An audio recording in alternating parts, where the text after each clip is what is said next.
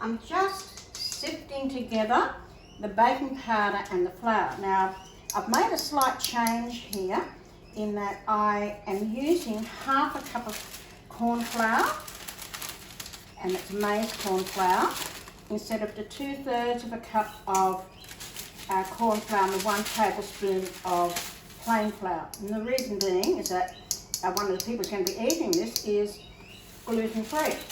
And that is why I'm not using a sifter. That's why I'm using this, is that the sifter, my sifter has been used for plain flour. So when somebody's gluten-free, you've got to make sure that all of the equipment you use is totally free of any traces of gluten. So that's sifted together 3 times. That mixes the ingredients together and gets rid of any lumps. And why are you using paper, not a bowl?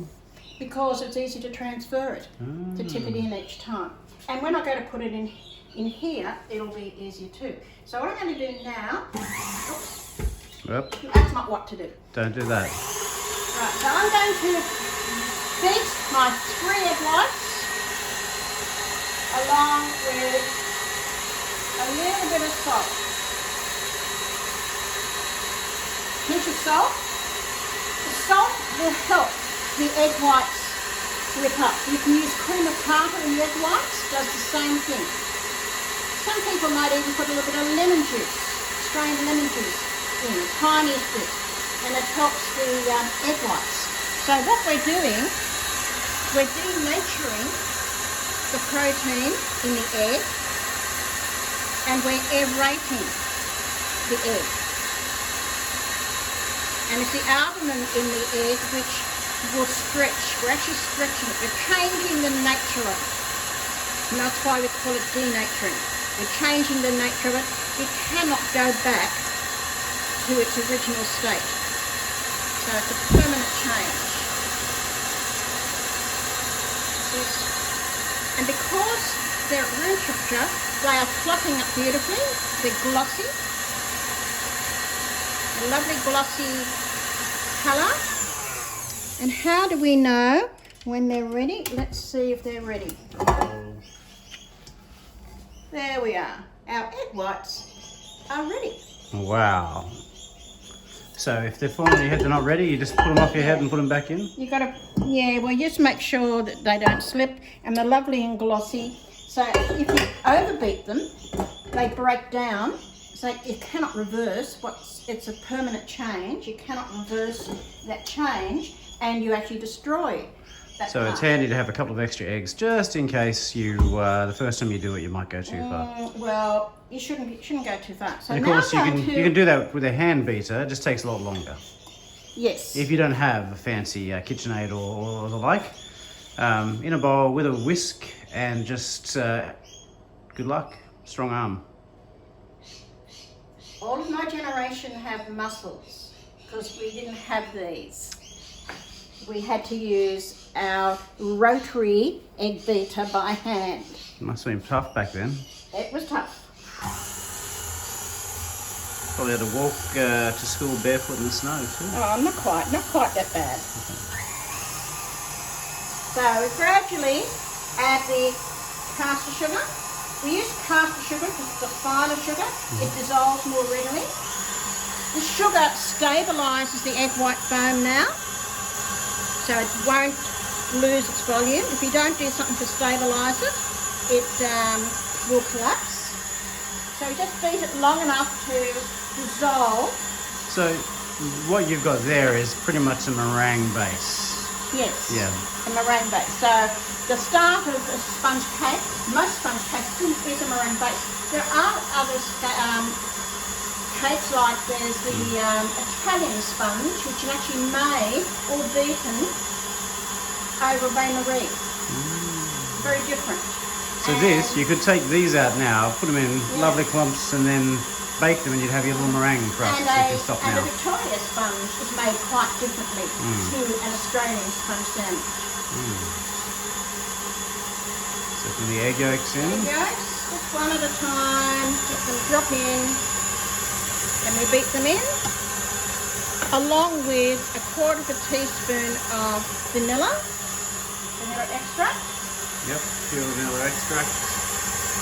More expensive, it means more better. Oh, much better.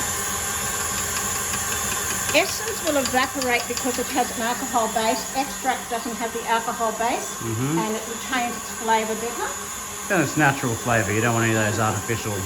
Oh no, well, vanilla essence, if made correctly, has been distilled from the vanilla bean by various retort stands, the way distilling occurs. It's the vanillin vanilla, which you don't want. That's the chemical-based one. Right. And why do I know? Because I worked for a company many years ago that made flavourings and colourings for use in industry, and I saw the tricks of the trade and everything that they did. And it was a big learning curve, one that I've found invaluable ever since. Now, we add the flour. This is the gluten-free version. Gluten-free version, which I've made several times before. Using something like this, we could use this, only it's fatter. You never use this, because that's got the flat edge. We're going to fold the flour into the mixture with a cutting motion. So we don't want to lose the air you've built into here. No, we don't want a flat pancake. We want a nice, light If we sponge. mix it around quickly, we'll knock all the air out. We're really just trying to get the flour in there and keep that air locked in. That's right, nice and light. Got to make sure there's no dry pockets, but we don't want to over mix it. It's lovely. And now it looks ready. If I find any dry pockets when I'm putting it in the bowl, I'll just give them a quick stir. So, There we go. sandwich. Sandwich is 2 pieces put together, 2 cakes. And we're going to sandwich it together with filling. Try to make them equal. When people go in cake competitions and for things like this, people have tried to use the trick of doing 2 separate cakes, but a good judge will be able to detect if it's from the one mixture, the 2 cakes are from the one mixture, or if somebody's... So this would be CWA approved methods? Oh, that type of thing, yes. Yeah, that's right. Now this recipe is based on a recipe put out by the Fielders company years ago. And the Fielders sponge cake recipe was always well received. The biggest problem I found is that Fielders corn flour was a wheaten corn flour, whereas I've used a maize corn flour. Which is In gluten-free. this, which is gluten-free. But their sponge cake recipe is wonderful. I still have their little booklet that they put out with all their recipes. Excellent. And so you need to, when you buy corn flour, check to see if it's wheaten or maize, and just look on the ingredients. And Maize being a corn-based. Okay. Corn base, yes. Yes, but you have maize corn and you have sweet corn. So maize corn is the starchy one and sweet corn is the vegetable, and a lot of people don't know that. They look exactly the same. So one's for eating and one's for flouring. And so be careful when you buy at the side of the road, because you might get caught out like I once was many years ago when living in the country, buying what I thought was sweet corn and cooking it up and thinking, what on earth is this? That's when I discovered the difference. So It was almost feed corn. But it's Which been is, sold at the side of the road as though it was sweet corn, and it wasn't.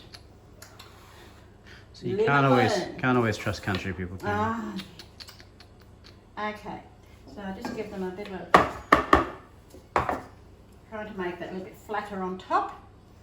Okay, so now these are going in the oven for about 20 minutes. So it's 175 fan forced.